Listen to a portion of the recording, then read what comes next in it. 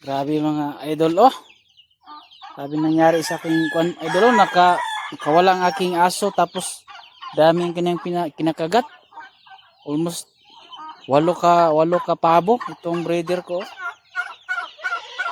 Malaki pa naman. At may isang manok din nakasurvive, oh. Uy, pabo, eh.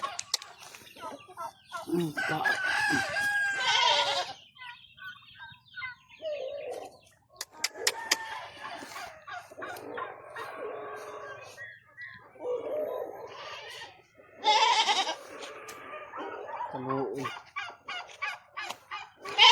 Grabing balibo. Dire. Indog. Indog. Ang kabi siya bay.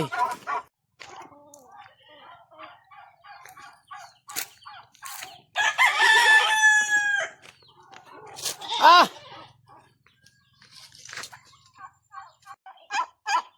Butin lang tong malaking breeder ko, mga kabakyardo. Andun siya sa itaas ng atis at saka isang inahin, oh. Hindi na daming patay sa aking pabo. Yun, oh. 1, 2, 3. Kinagat ng aso ko. Wala ang aking aso. Isang breeder doon, no? 8 yata to, sa 10 ba? Naabutan ko ito, last ito, naabutan ko. Kinagat niya. Meron pa dito. Talagang, oh, sus, mga inahin ito. Mga inahing pabo ito. Kinagat ng aking aso, nakawala. Dami ang kinagat. Ito pa, oh. Barako. Dito pa, oh. Kawawa. Dami ang kinagat, mga kabakyard. Ganun talaga. Pag nag-ano tayo, nag-farming, daming mga buti lang hindi nila to pinasok. Daming problema basta magbabakyard tayo, hindi basta-basta. Wala kasi ito, kasi ang may kalumaan na ang kanyang tali. Naputo ng kanyang tali na kadena. Nung una, palagi na itong nakawala, pero hindi siya ng pabo, hindi niya ginalaw ang pabo.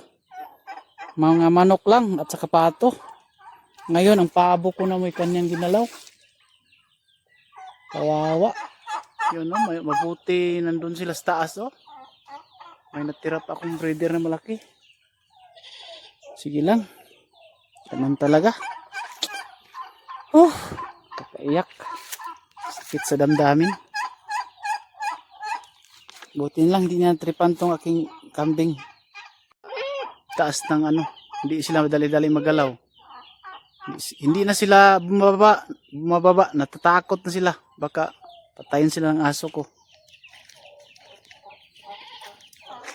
Ang iba nakawala, nakalipad doon sa kabilang bakod net. Ganun talaga. Grabe nga Hindi lang.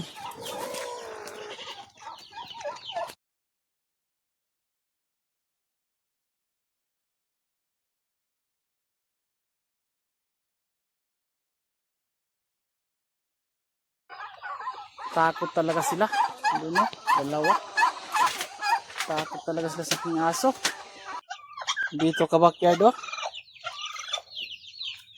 Ito ang kanyang pinatay na pabo. Ito lahat, at saka may isang sugatan at may manok. Itong breeder ko, sayang ang laki nito. So,